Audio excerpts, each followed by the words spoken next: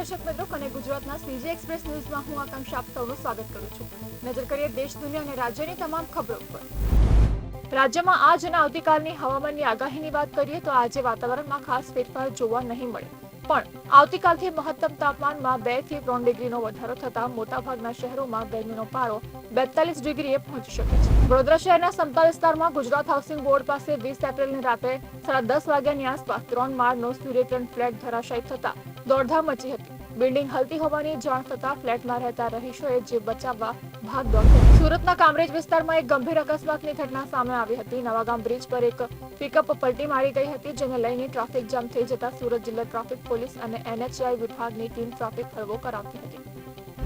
Supreme court આજે પશ્ચિમ બંગાળના મુર્શિદાબાદમાં નવા વક્ફ કાયદાના વિરોધ દરમિયાન થયેલી હિંસા સંબંધિત અરજી પર સુનાવણી કરશે। એડવોકેટ શશાંક શેખર ઝાએ અરજીમાં જણાવ્યું હતું કે હિંસાની તપાસ કોર્ટની દેખરેખ હેઠળ થાય। દેશભરમાં ગરમીનો પ્રકોપ ચાલુ છે। રવિવારે મહારાષ્ટ્રમાં ચંદ્રપુરનો જિલ્લો 44.6 ડિગ્રી સાથે દેશમાં સૌથી ગરમ રહ્યો હતો। રાજસ્થાનમાં રવિવારે સતત બીજા દિવસે તાપમાન ઘટાડો જોવા મળ્યો, પરંતુ આગામી 2 દિવસ સુધી તીવ્ર રહેવાની આગાહી છે।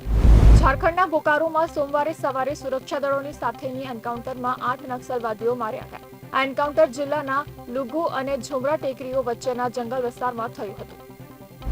અમેરિકાના રાષ્ટ્રપતિ ડોનાલ્ડ ટ્રમ્પે અચાનક હજારો આંતરરાષ્ટ્રીય વિદ્યાર્થીઓના F1 વિઝા રદ કરી દીધા છે। આ નિર્ણય બાદ ભારતીય અને ચીન વિદ્યાર્થીઓએ સાથે મળીને ટ્રમ્પ સરકાર સામે કાનૂની કાર્યવાહીનો માર્ગ અપનાવ્યો છે। અમેરિકાના ઉપરાષ્ટ્રપતિ JD વેન્સ સોમવારે તેમની પત્ની અને બાળકો સાથે ભારત પહોંચ્યા। તેઓ તેમની પત્ની ઉષા વેન્સ અને 3 બાળકો સાથે ભારતમાં 4 દિવસ રહેશે। ઉપરાષ્ટ્રપતિ બન્યા પછી JD વેન્સની આ ભારતની પહેલી સત્તાવાર મુલાકાત છે।